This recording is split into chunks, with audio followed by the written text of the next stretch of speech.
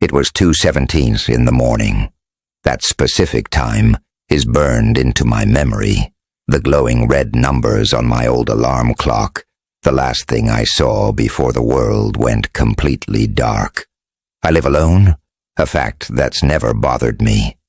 I actually enjoy the solitude, the quiet, the freedom of my own space. But that night, the silence wasn't peaceful. It was heavy, suffocating. A storm had knocked out the power hours earlier, and my phone, of course, was dead. So it was just me, the rhythmic drumming of rain against the windows, and the oppressive darkness. I was lying in bed, somewhere between sleep and wakefulness, when I heard it. A soft, shuffling sound from downstairs. My heart instantly started hammering against my ribs. It sounded like footsteps, not the creaks and groans an old house makes as it settles. No, this was deliberate, measured. Someone was walking in my living room. Every muscle in my body tensed. I froze, holding my breath, straining my ears to listen over the sound of my own blood pounding in my ears. I told myself it was just the wind, the storm playing tricks on me.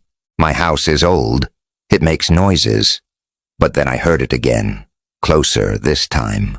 It was a slow, dragging footstep, followed by another. It was moving towards the staircase, the one that leads directly to my bedroom. My mind raced, cycling through 1,000 worst-case scenarios. I live in a quiet neighborhood, but you hear stories.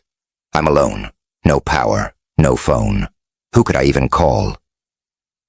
I slowly, silently, reached for the heavy metal flashlight I keep on my nightstand.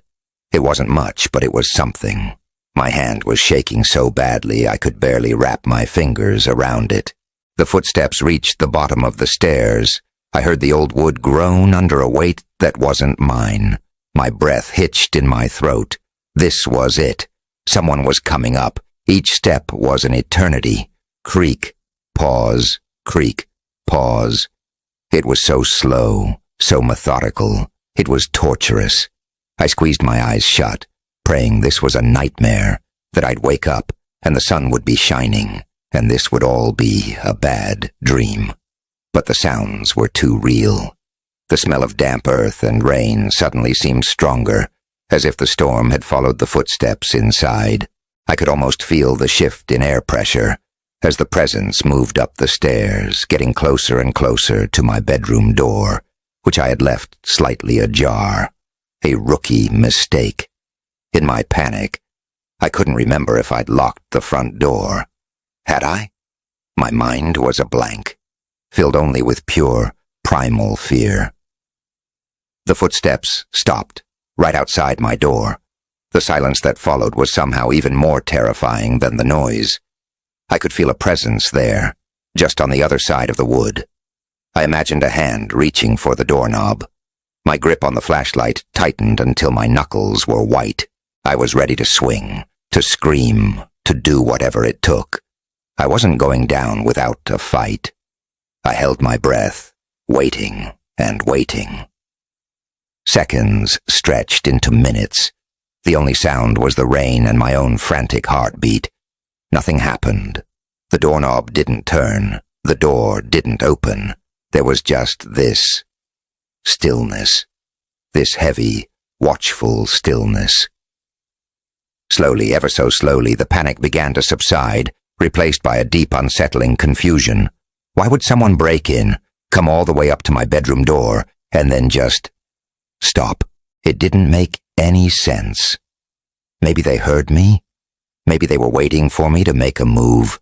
I stayed completely still, my body a rigid statue of fear, for what felt like hours. The first hint of dawn began to creep through the edges of my window blinds, painting the room in shades of gray. The storm had passed, leaving behind a world washed clean. The oppressive darkness was lifting, and with it, some of my terror. I still hadn't heard another sound. It was as if a ghost had come and gone. With a surge of courage I didn't know I had, I swung my legs out of bed. My muscles ached from being so tense.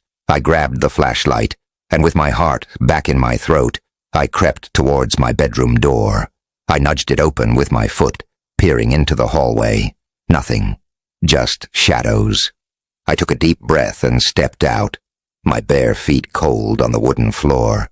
I scanned the hallway. Empty. I moved to the top of the stairs, my flashlight beam cutting through the gloom. The staircase was empty. I descended one step at a time, checking every corner, every shadow. The living room was exactly as I'd left it. The pillows on the couch were unfluffed. The book I was reading was still face down on the coffee table. I went to the front door. The deadbolt was locked. Secure. I checked the back door.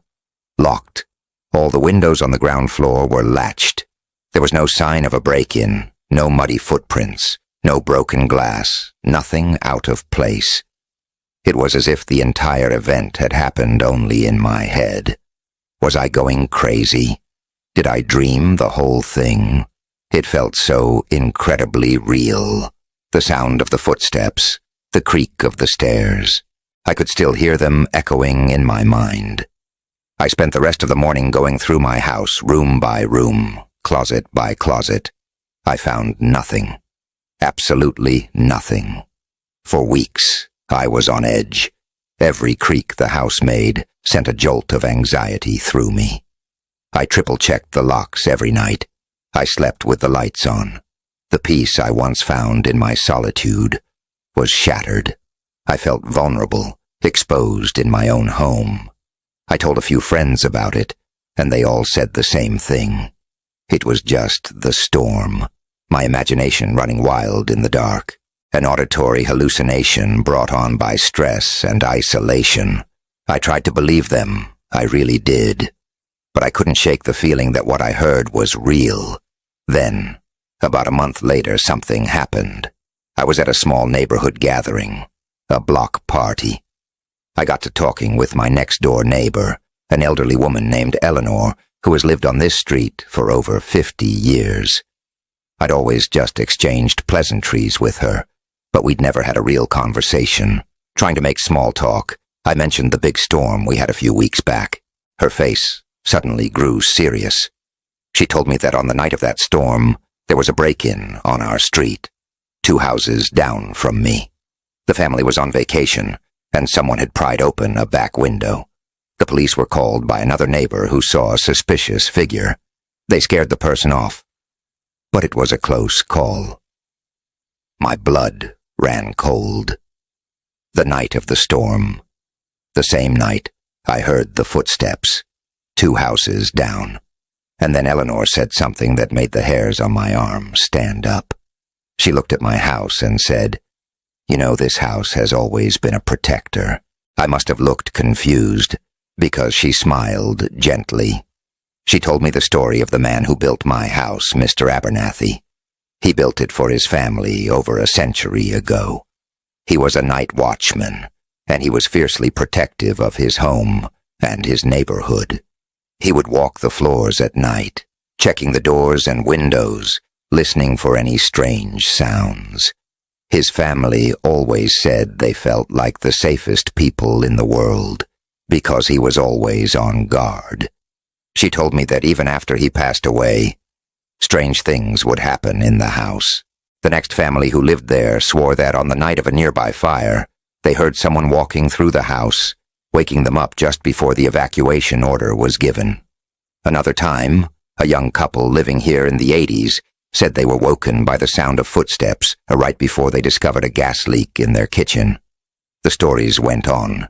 Every time there was a threat, a danger nearby, the house seemed to respond. A presence would make itself known, not to scare, but to alert, to guard. Suddenly everything clicked into place.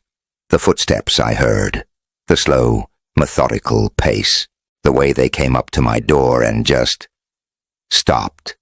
It wasn't an intruder inside my house. It was a guardian. It was a warning. It wasn't a presence trying to get in. It was a presence making sure I was aware of the danger that was just 2 doors down.